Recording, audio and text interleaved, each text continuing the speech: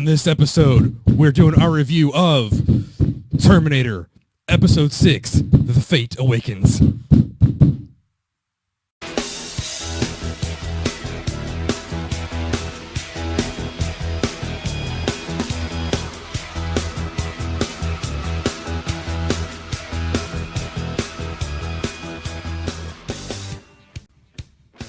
All right, and welcome to another episode of Pop Culture Rewind. I am your host, Travis. And I'm Chris. And on this episode, like I said, we're doing a review of Dark Fate.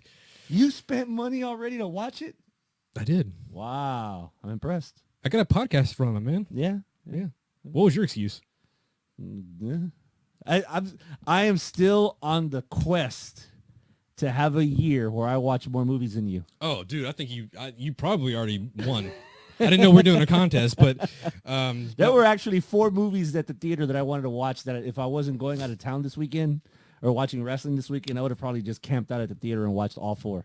No, you wouldn't have. It's good to say that in theory, but $5 a pop, I could have swung it. $5 a pop. Yeah. Well, matinee. Yeah. There was something else that came out besides Dark Fate, but I can't remember what it was. Between Joker and... Oh, you mean Last Christmas? That what it is?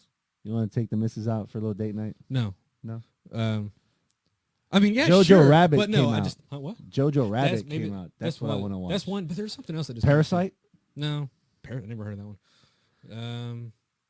Oh well, we're getting off track. The point is, we're reviewing Terminator, Dark Fate, Dark Fate of the franchise that is. Oh. Are we gonna get into it? Yeah. Did you like what I did at the intro where I said episode 6, The Fate Awakens? Yeah. Because it was very what I was watching was very familiar, like I've seen it before. Like somebody told you before? Maybe like earlier in the week? Yeah. Well, because in our podcast episode, which you can find at popculturerewind.com, we touched on the subject of Dark Fate because this guy over here, he already saw it. But when we recorded the episode, it was just like after the opening weekend, and it had already bombed like $29 million for the opening weekend, set to lose like $130 million. It's bad, but and we just and you'd already seen it at that time, so I just got your initial take on it, and you said that it felt like you've seen it before, like it felt familiar, right? I walked out the theater thinking the same thing, like I've seen this before. Okay, so your 3-second review: thumbs up or thumbs down on Terminator number 6? I hate to say it, thumbs down. Really? You're doing thumbs up? Yeah. I want to give it a thumbs up. I really do. I would say it's a lot better than Genesis, better than Salvation to an extent, because the idea, the gem of the idea was there, but I don't know how much you give credit or take away credit for the fact that it was not very original at all. So before you go into the thumbs down of why you got the thumbs down, let's start with something positive. Okay. What was your biggest positive from the movie? The biggest, I don't see the thing. I do have some positives, and I do have some notes here, and that's what I'm going to refer to. Okay. But I don't know if there's anything that stands out like, oh my God, that was the best part of the movie. I don't. There's some things I liked about it. Is there a flaw that stands out? Oh yeah, there's a flaw. Is it the same one? Because I bit my tongue for 5 days. I didn't want to tell you this before you saw this movie, and I still, like, now is the first time I'm asking you for your impression of this movie. We didn't talk about this at all. We didn't. We haven't rehearsed this at all. Obviously, you can probably tell by now. But 15 minutes to turn on the goddamn mics. Yeah. You don't have to break the fourth wall, motherfucker. But I'm just saying, we don't know what we're gonna say. Yeah. So biggest flaw. The overall execution. Overall, that's the overall execution. But you because you've had time to digest longer than I have. Oh, it marinated. So you tell me what's your takeaway or your biggest flaw? I guess my biggest flaw is a flaw that I'm seeing a lot in movies lately. The third act at night when you can't see shit. That whole thing with the parachute and the dam and I couldn't tell half of what was going on in there. Yeah. It was hard to actually like pinpoint what was going on. It's Wonder Woman, fucking. I know it's DC a bunch of examples, but there've been a lot of other times in fight scenes in like comic book movies or like sci-fi movies where like the big third act is at night, so you can save on budgeting and the effects and all that shit. No, I need to see what the fuck is going on. Yeah. The second half when they're inside the dam kind of made up for it, but that was muddling for me, that part, and it kind of turned me off of that second half of that act. Okay. You know what? I was gonna open up this episode by going over the plot, but here I'll do it in a really quick nutshell. Terminator 2 with girls, basically. Yeah, a Terminator and a human, both from the future, come to the present time one's to kill, one's to protect the savior of the future. Mm-hmm. Sound familiar? Yeah, you've seen it. So that's the plot. Okay, so there was some storyline parts of it I did enjoy, and I'm going to go over a couple of these right now. First, I did enjoy the throwback to the very beginning, the opening when the logos were all coming up and you hear the audio from T2 when Sarah's going over that was the visuals of that, and the vibe that you got from that, it really set the tone, what I thought was going to be. Not just that, it set the tone that the rest don't exist. It's T1, T2, and then this. Well, we get to that because I think the scene after that it's a flashback. We know when T2 ended, and then we cut to later 98. Yeah. We see all CGI. Yeah. The de-aged Linda, a de-aged Arnold, and a de-aged Edward Furlong. That scene looks so surreal, like almost like a video game. Yeah. Like it didn't look real, obviously, because it wasn't. I mean, it was just. But it was damn close. It was damn. Well, I would say it was close. It just, the longer the scene went on, the more it looked fake. Yeah. And I kind of the CG for Arnold, it was good. I'm not going to say it was bad, but I kind of, for some weird way, I kind of like the CG that was used in Genesis and Salvation when they show like 84 Arnold. I don't know. It was, they used the same body model. The same guy that played Arnold in Genesis is the same guy that they brought for here. Gotcha. So a little consistency on that one. But you're frothing at the mouth almost. I know. And I can't cut that out either. So, but that scene was one. It was fine, and it set the tone for storyline purposes that another Terminator, which, let me go back. So in T2, what we didn't know was multiple Terminators came down. So different timelines. And I kind of like that. That's an interesting fact that... Hedge your bets. We're sending them everywhere, Skynet, and eventually one's going to hit. Skynet didn't stop at one. Yeah. Yeah. So, and then in 98, that's when a Terminator finally caught up with one and killed John Connor. Yeah. So, but that was after they already stopped Skynet.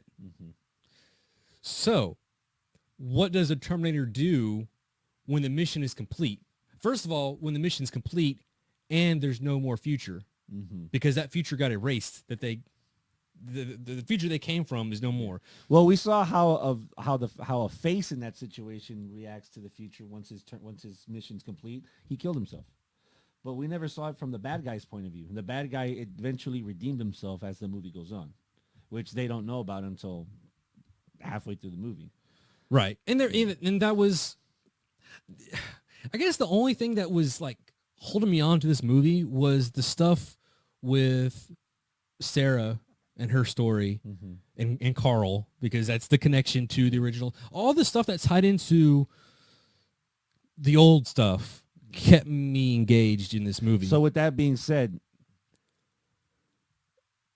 did you mind that it was a predominantly female-led movie? Okay, so let's get into this. That's the part. That's gonna be the crux of the rise or fall of the success or the downfall of this movie, is because it's female-led as opposed to all the other movies. And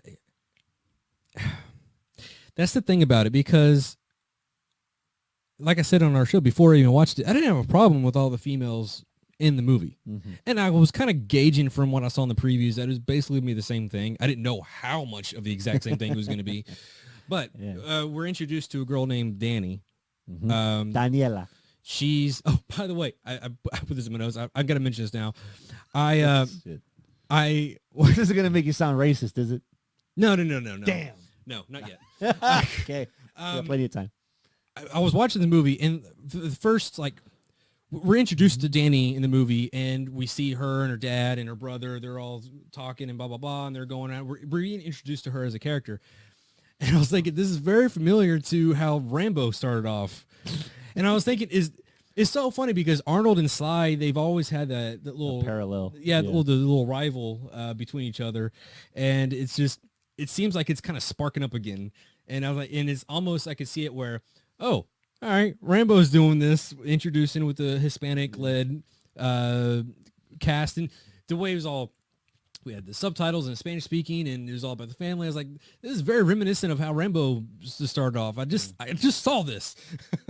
But anyway, that's an observation that I did notice watching this movie. Yeah, that's not code for anything. If you're trying. So back to the original's question at hand. Did I have a problem? Did you mind that it was a female-led movie? No. Up until when? Up until we get the character Grace, who's enhanced human, Kyle Reese, when she came back, and we had a little sit down about the middle of the movie, and she's explaining just what is the point of all this, because Sarah, she's like, oh, you're protecting her because she's gonna be the mama, she's gonna give the mama whoever goes on. But then she explains it to that she knows who Danny is, because Danny in the future rescues Grace as when she was a child or a teenager or whatever. Yeah. And she trains her to be a soldier, and we get this scene. This is what I lost my disconnect with this movie. Mm-hmm. You mean you lost your connection with this movie? You disconnected. Yeah. Okay. Well, I was on board with it up until up until we get this little scene of, okay, so Grace is a teenager or whatever, and she's being surrounded by other humans. They're about to beat her down or kill her or whatever they're going to do. I don't really know, but then we see we see Danny pop up with cornrows, and she's wearing a army jacket, and her shirt's tucked in, and she's got a knife. She looks so out of place. Like no toughness to her whatsoever. And you're telling me that these group of guys, like these big dudes, killers, all back down from this one little, I know what I'm sounding like right now, but I'm telling you, when I saw on screen did not look realistic to me at all. So she backed out all those guys that were going to do whatever they're going to do to Grace. And then she explained that then Danny riled, she riled up everybody, and she rallied everybody together, and she formed the resistance, and we started fighting back. That did not look believable at all. That initial clip of her by herself trying to stand up to everybody, I agree with you. But they showed that next scene while they're giving that monologue that she was the one that brought the resistance together, and you see everyone outside. Like she had people camped out waiting that if they why? For plan B. Like, why was everybody waiting on her words? Like, what did she do for people to rally up behind her and to come from all over the place to follow her? What happened? Mm-hmm. What I'm asking, what did she do? Now. I'll wait. Okay. The only defense I can come up with is maybe that gets fleshed out, assuming that we do get this trilogy. That ain't happening. That trilogy ain't happening. I you know what? I agree too. Yeah. As much as I appreciated this movie and like this movie, I doubt the receipts aren't going to. No, it's not to jump forward because we're supposed to be talking about the movie itself, but I believe this is the last nail in the coffin. Yeah, and we'll follow up on that here in a minute. Yeah. But I just want to reiterate that watching the movie, going into like the first half of the movie, I was digging Grace. Like, I didn't have a problem with Mackenzie Davis as Grace. I thought she did a good job, and her character was fine. I didn't have a problem with her character. Mm-hmm. Linda Hamilton is back. And her flaws, by the way, were very. I suspended my disbelief enough to believe her flaws. Where like she needed to be covered in ice. She was dehydrated. Her systems weren't working, and after she's built for bursts of energy. So once she burns out, she literally almost dies burning out. Right. You know. So it all made the character Grace. I believed. Right. I didn't have any problem with Grace. Of course, I had no issue at all with Linda Hamilton. Yeah, it was fun, and like I said, I was more intrigued by everything that I was seeing as far as how the story was going with her part. And you know what? Again, about halfway through this, it wasn't just, hey, this is basically episode 6, Force Awakens, basically, or episode whatever. This is Force Awakens, but also about halfway through the movie, I was thinking, you know what? This also reminds me of is Days of Future Past.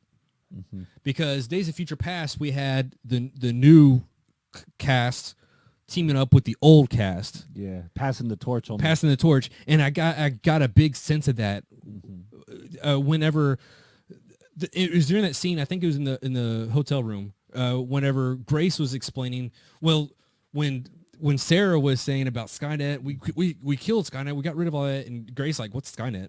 Like, and I have no. Now it's Legion. There was no record of the Connors at all. Yeah. There was no record of Skynet, which that part I liked.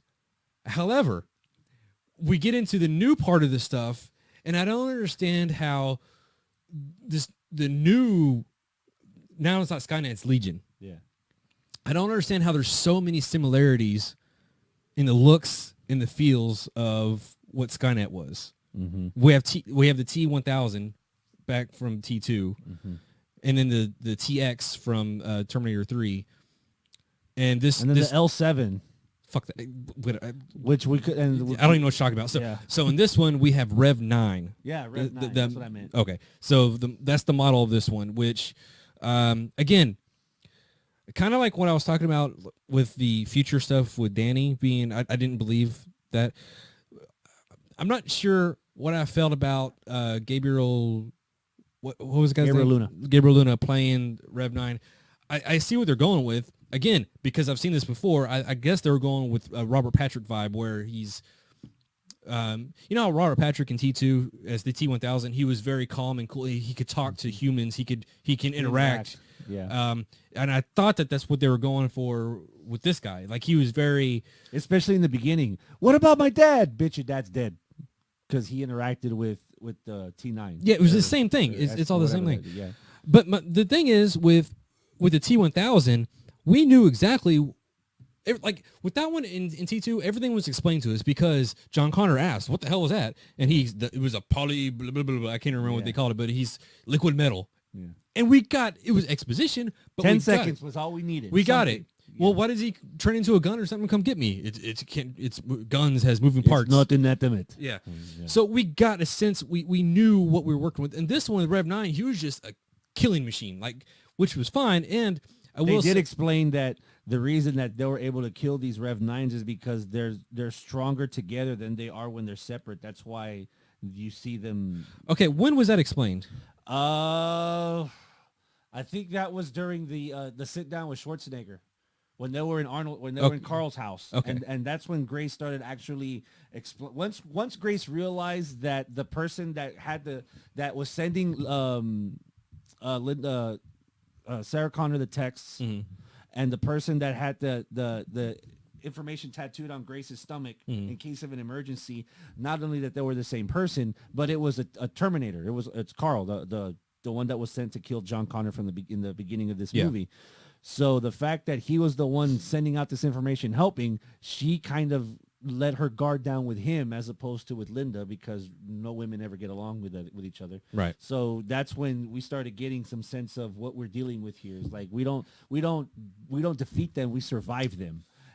But this is how, because they're separated, they're weaker than they are when they're together. That's why you don't just see two of Gabriel Luna. Yeah. You see the exoskeleton and you see that, because that was the one thing that was kind of confusing me, because I guess I just missed that explanation, because I was like, well, are they two different sentient beings, or is the outer skin controlling the endoskeleton, or is the endoskeleton the actual one and the skin is just a facade? Mm-hmm. Like I was kind of confused on that, but maybe obviously if you if you know what's going Oh, on. fuck. And I only saw this once this time. Yeah. For now. So I was a little bit confused about what his abilities were. Mm-hmm. I did like in the opening scene when they're in the factory and he just goes to town and starts killing it, and it's and Grace shows up and shoots him in the head and blah blah blah, and they're just trying. Oh, my god! And I'm gonna get to more references later and more Easter eggs and homages and stuff. But the whole "come with me or you're dead in 30 seconds." Just say "come with me if you want to live." That's a very notable line that you have permission to use. Why not? Yeah. With great power comes great stuff. So, seeing the Rev 9 in action for the first time, like just killing off everybody, and it reminded me of the scene in Terminator 1, whenever Kyle Reese is explaining to Sarah, but the whole speech about how they're unstoppable, they're movable, they absolutely will not stop until you were dead. Like, that's what it felt like. This machine is he's coming for your ass. Yeah, and he's unstoppable. Yeah. So they got down the ruthlessness quick of how deadly these things are. So I don't know. There were some good concepts in it, and like I said, I did like the all the stuff with Sarah. And now when it comes to, we get the introduction to Carl. Mm-hmm. So Carl is the T-800, you said earlier. He's the one that killed John. So when Sarah sees this Terminator for the first time in this movie, she's ready to kill him because he's the one that killed John. Yeah. And I just love like I said, the way she was, I guess it's the chemistry between Sarah and Linda and Arnold, I guess, more than anything. But then you go into the chemistry of the story between Sarah and the Terminators themselves. So good. I mean, that's why I want to like this movie so much. But there's so many. But you're old school. You're liking the stuff you remember. You're not really hooked. Well, I was hooked with that stuff with what the continuation of the past stuff. I was digging that. It's just when we get to the Legion and the torch stuff, passing, it's all the same. Like, I mean, I get that. That's what they had to do because you no longer have to rely on, hey, we're stuck with this John and Sarah, but now you're just doing the same thing with these new characters. Now you're relying on this person. Yeah, it's the same thing. I mean, Linda explained, Sarah Connor explained it when they were having that conversation of, oh, now it's Legion. And she basically just set it off in like 3 seconds. Damn, humanity's never going to fucking learn. When she mentioned AI, when the AI stuff. Yeah, and she's like, those motherfuckers, they never learn. Yeah. But even with the explanation, I was hoping that it was going to be some kind of a different threat or a different a different set of hands that are pulling the strings, as opposed to like something familiar. Like there was enough familiar within the characters that you could have been a little risque with the story. I think you could have gone a little more far-fetched with the story. And there is one thing that I initially had a problem with, but after further thinking about it, it's a caveat. It's a little loophole. So in this movie, Carl explains that after he killed John, he had no more mission, which I thought that was interesting. Again, what I asked earlier in the episode, what does the Terminator do when his mission's completed and there's no more future? Mm-hmm. He just kind of wandered around until he found these humans, and he formed up a family with them.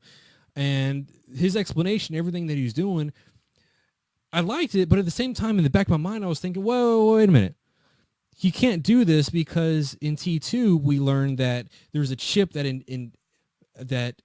inhibits them from learning and adapting to other, like, not feelings, but like the way humans, almost not empathy, I guess, but to learn and how to do other things. But so I was thinking, okay, well, you can't. This is going against canon because we know from T2 they had to take that chip out. Yeah, they had to take a chip out in order for him to start learning stuff. Yeah. But then I was thinking about it. Wait a minute. What I know from T2, from that scene of them taking that chip out, that was from the extended version. It's a deleted scene. So technically, if you're just going off the theatrical cut of Terminator 2, you don't know that. That didn't happen. Yeah. So I'll give them a pass. That's their one. That's their one. You only get one. You only get one. That was your one. So, but that was interesting to see. Okay, it took them like 20 years. but over 20 years he's adapted. He found a family and he started having a job and others. So that part was kind of interesting to me. And then we get into the big fight, right? Which big fight? The end. Third act. Well, they're gearing up for the final act, where they think of a plan, which is using Danny as bait, and then they're planning to use EMP blasts. Yeah. But that whole plan goes to shit because he attacks and he kills and he destroys the bullets through the Yeah. EMPs. Yeah. So is that why they're on the plane? Yeah. So the next plan, plan E or whatever is just meet them head on, use them as bait, try to take them out. Yeah. So divide and conquer, separate them. Yeah. From them, so they're weak. So that's why they're in the Humvee in the plane, and Yeah. it was a big production thing. I don't know. Yeah. It was a bit much to think that they survived all that, but there was some good shots of Arnold like taking on the new Terminator, and this is kind of neat. But we get into the final when they're inside the dam facility, right? And that's when we're going back to more homages and references. Now we see the T-800. Half his face is gone. He hasn't lost his arm yet, but he's going to lose his arm. There was a cool shot in that final battle where he throws a punch to the Rev 9 and it goes like in him. And then when he pulls his hand out, like the Rev 9 forms onto it and he like rips the fake skin off of the T-800. That was pretty cool. And then later on in the fight, he pushes him into the reactor and it rips his arm off. And in the process, his barbs breaks off. And that's another thing where he has a tendency of losing an arm in all the movies, pretty much. Yeah. But so that goes into the final battle. It goes on for quite a bit. I mean, the last 20 minutes is the last fight. But again, Grace basically sacrifices herself. The fight scenes with Grace and the Rev 9 were actually pretty good too. Yeah, throughout the movie, even in the beginning, in the fight scenes were good. Yeah, the choreography was really well done, I think. Yeah. Yeah. So that's pretty much. I mean, that's pretty much all I got as far as how it ends. Obviously, they beat the Rev 9, and the T-800 sacrifices himself, which I did like. Another reference, we did get the Terminator vision. Dude. By this point in the movie, there had been so many references. I was just waiting for when he was like when he fell into the ground and he was about. I was waiting for the phone. You're waiting for it too, right? Yeah. I was like, fuck, you might as well have done it. You've done so many references. No, I think that was the For John moment. I think that was the thumbs up. That was like the moment where Sarah Connor kind of actually let go of her grievances with with Carl, I guess. So. Yeah.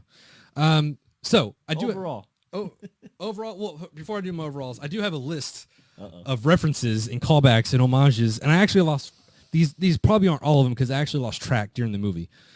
All right, so we have. So you're the douchebag that uses his phone during the movie? No. If I did that, I would probably have more listed.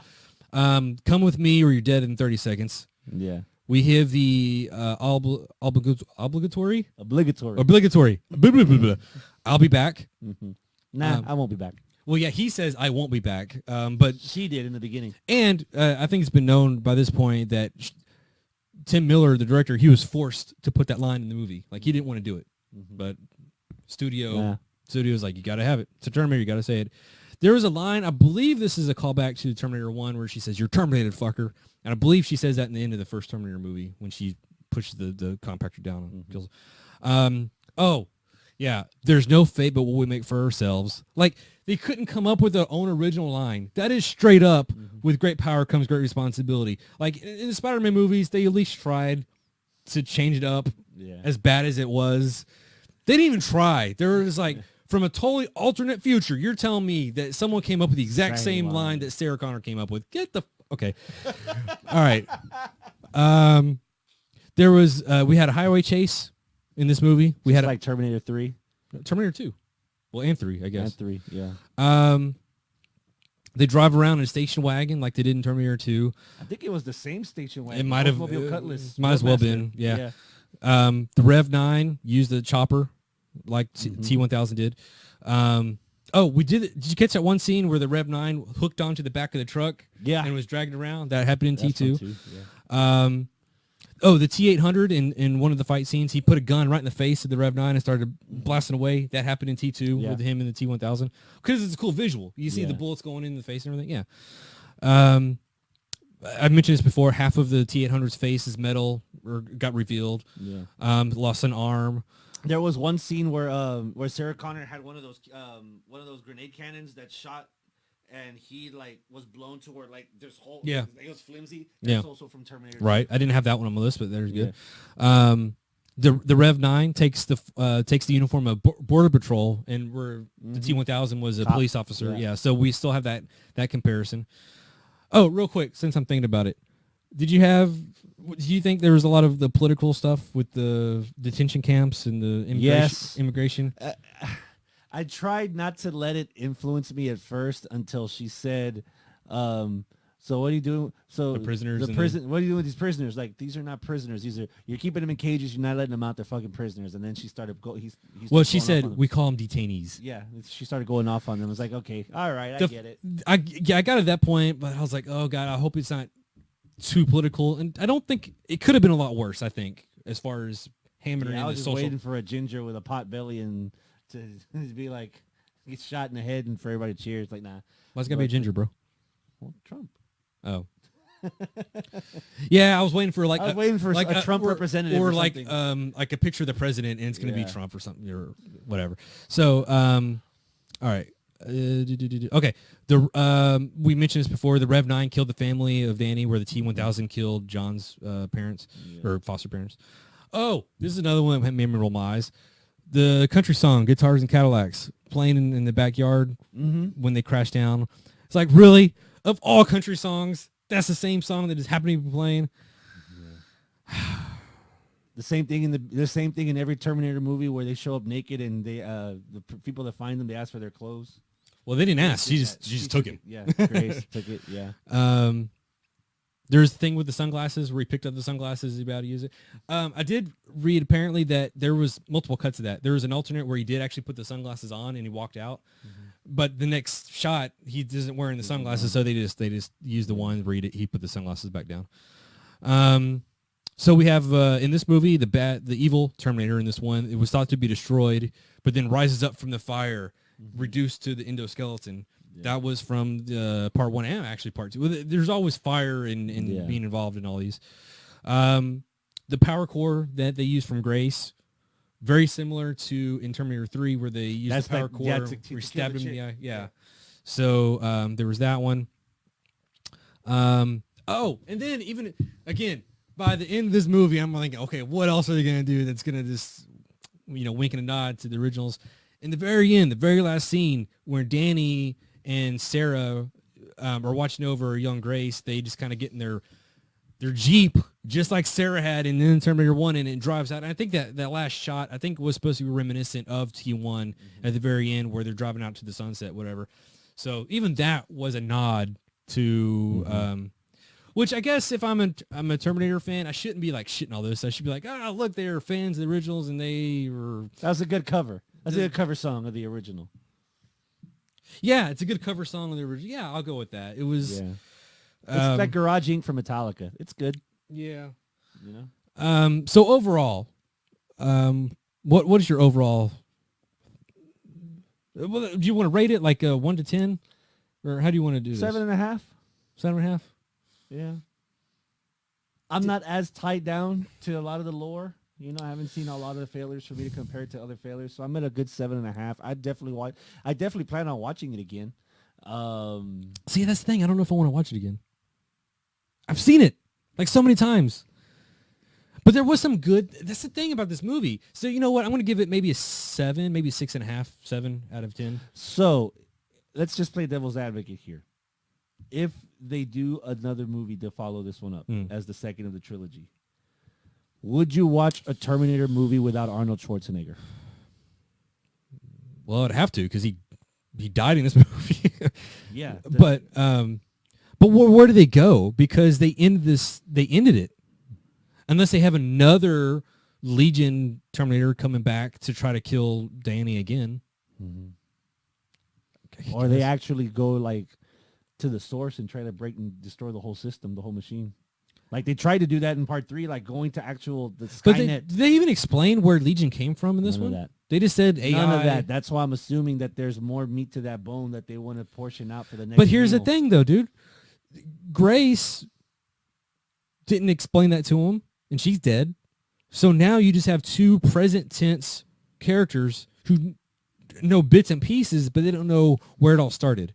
Mm-hmm. Where in T2, they knew exactly where it came from, and that's where they went. Mm-hmm. So I don't really know, unless someone else comes back from the future and explains it. Another Arnold comes back from the future. Well, that's another Grace. No, it can't be another Grace. Yeah, they're gonna have to that's the only thing they can do is they can copy what they did with T2 again. Yeah. And now you have 2 Terminators from Legion. One's programmed by the human resistance, and one's still the evil one trying to kill. But again, where do you go? It's the same thing. Yeah, I don't know, and that's why I think that's why I give it a thumbs down. Because as much effort they put into at least trying to reboot it and move forward, you're stuck. You're done. Your story's been told. Yeah, I mean, where do you go? And again, it has nothing to do. Was Genesis a story where they tried to stop the whole regime in the present, in that future time before they can send more Terminators? Has that story been told? Like, do we do Terminator 7 where we're in the future timeline already? There's nobody sending any Terminators back, but they're trying the Danny and her resistance team with Grace, because they're in that future timeline. Wasn't sent to the past. In that timeline, we see the war of the resistance taking on Legion, and just in that future time. Does that get you? It would be different. It's kind of the one thing that I kind of like about Salvation is that it takes place near the future or the start. Not at the start, but it's like it's already been going on, and we see the resistance for what it is. Yeah. We see how John comes up. So we see more shit that we didn't see in the past movies. That's what I kind of appreciated about Salvation. This is the execution of everything else just fell apart. Mm-hmm. The thing with Genesis, this one, you can't go back even further because we've already established that John and Sarah, their story's already done. Like they did save the future. They did move on. They saved their future. But now just something up. Another generation. More shit. Damn kids. Theory. The franchise as we know it is done. Man. Just to be out there, because we've had the crossovers before. Mm-hmm. Why not do a Predator versus Terminator? Have fun with the series now? Yeah. Or RoboCop versus Terminator. Was it RoboCop versus Terminator, the video game for the SNES? Right, yeah. Yeah. RoboCop versus Terminator. I mean, you could do it. I mean, yeah. I mean, but now half that shit's owned by Disney now. So that's not going to happen. Yeah. But unless we persuade them to buy I mean, there's always a thing, but if you're going to do that, nobody wants to see the new Terminator stuff. They want to see old Arnold Terminator. Well, you can watch the old one from the 80s. No, I'm saying if you do I'm thinking of like the crossover stuff. Yeah. Like if you do like RoboCop versus Terminator, they want to see Arnold as Terminator, or just do the endoskeleton, like the old endoskeleton that we know. The franchise as is. Is this the end? I think the opening weekend is telling that it's the end. Matter of fact, a couple days ago, I did have an updated number. Yeah. And I just had it and I lost it. Okay, so the budget was at $185 million. Jeez. After the first week, the U.S. gross was $31 million. The foreign was $94 million for a total worldwide of $125 million. So they haven't made their budget back yet. They're still negative. They haven't. Has it gone everywhere? Yet. Has it gone everywhere? Yeah. Is it in China? Yeah. Is it in Japan? Yeah. Is it everywhere else? Well, China's the thing that Saudi. Counts. China's the one that counts. If it's China's the one that counts. And it's already gone there. So it's. But we're barely in the second weekend, so there's still a possibility that it could at least. It would have to. By this point, it would have to be word of mouth that keeps it afloat. Yeah. And I don't. if you go online on YouTube or into search for Dark Fate, the reviews are just shitting all over it. And I don't want to shit all over it just to be negative. I mean, because I'm a fan of the franchise, and there was things about this that I liked. It's just a part of you refuses to do it because Linda Hamilton, Arnold Schwarzenegger in it. It's a valid take. I mean, yeah. I'm the same way too. Like nothing regarding those two in the film were bad. No. So you can't crap on the movie when you know that they did well and they're the part of the franchise that's hugging at your heartstrings, that's making you pony up the ducats to watch the movie in the first place. Yeah. So it's hard to be convincing when you say that the movie was bad, because there are parts in the movie that were good. The parts that were good are the ones that you were hoping they were good. You know. So it's a weird conundrum as a fan to have. Devil's advocate. You're not a devil's advocate. I'm just gonna throw this out here. Armchair booking, right? So this was originally planned as a trilogy, right? What if, now hear me out on this, what if this movie was actually maybe the second movie in the trilogy, and the first movie that we should have got was Danny's story, without worrying about Sarah Connor or Carl or anything like that. And so kind of do it kind of like X-Men First Class. Establish a new cast in the future. Do a future movie, right?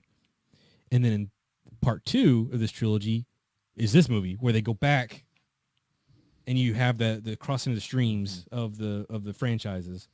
And then the third movie would have been the finality. Fighting the whole Legion. See, I think that would have done a little bit more justice for this movie. Because I think right now you're just kind of just trying to pass a torch with no credibility to the new cast. Yeah. Whereas Days of Future Past X-Men movie, I think that worked because we already knew... First class was already established. Yeah, and obviously the old cast was already there. So I think there's a lot of people who are riding that for the sake of both sides. You're either like the first one or you like the new cast, the old cast. But in this particular thing, yeah, I'm kind of liking this idea that I just came up with on the fly 30 seconds ago. So yeah, what do you think about that? Like if they did a new, say we didn't get Dark Fate, we have a new movie coming out. So we have a Terminator movie where Gabriel Luna is actually the good guy. No, it's going to be the future, right? And the humans we're already like knee deep into this resistance, right? So it's Danny all grown up. So it's a different person playing Danny. Sure. Because they show Danny in the future and she looked just the same and it is not believable at all. So yeah, I would have gotten an older, kind of like what they did in T2, where we see the older John with the scar and all that. Yeah. Why not do the same thing?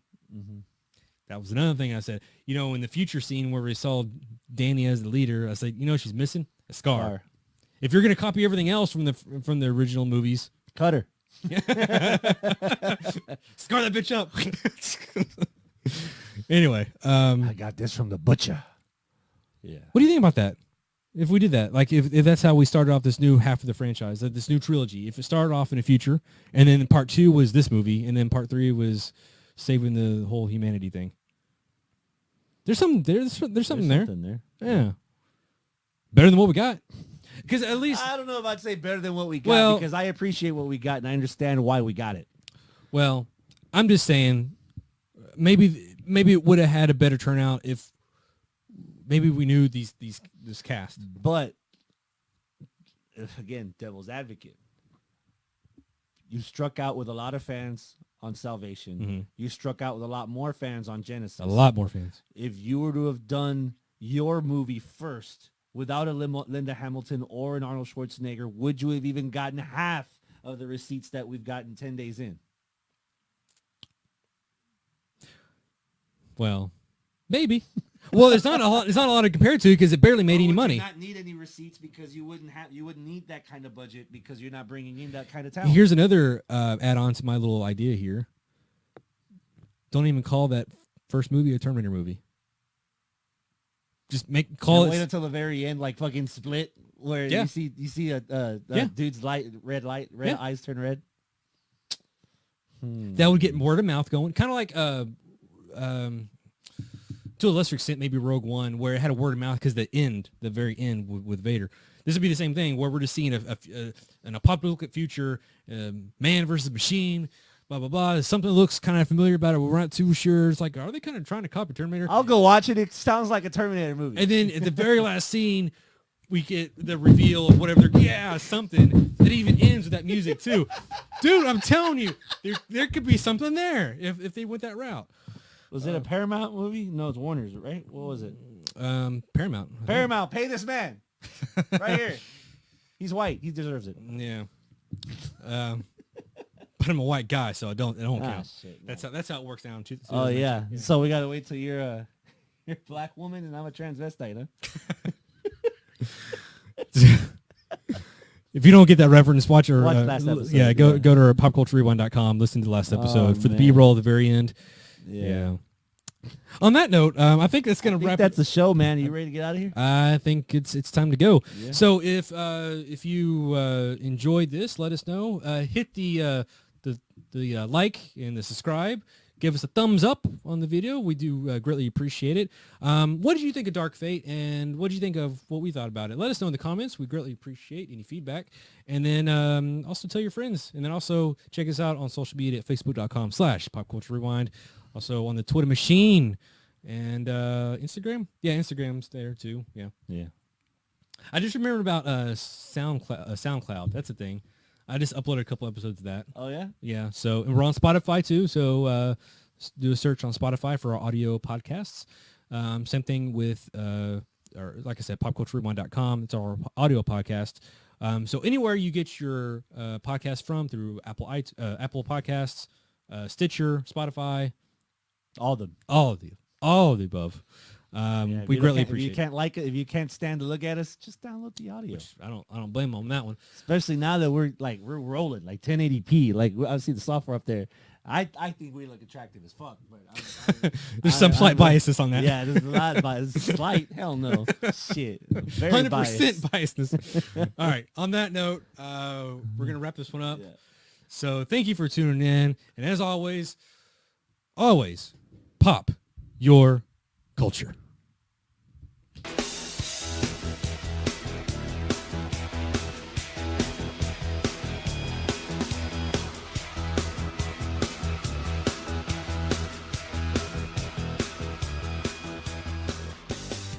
You're not going to do the... I did it like 3 times in this episode. Do it again to close this out. Okay, one more. Do it with me.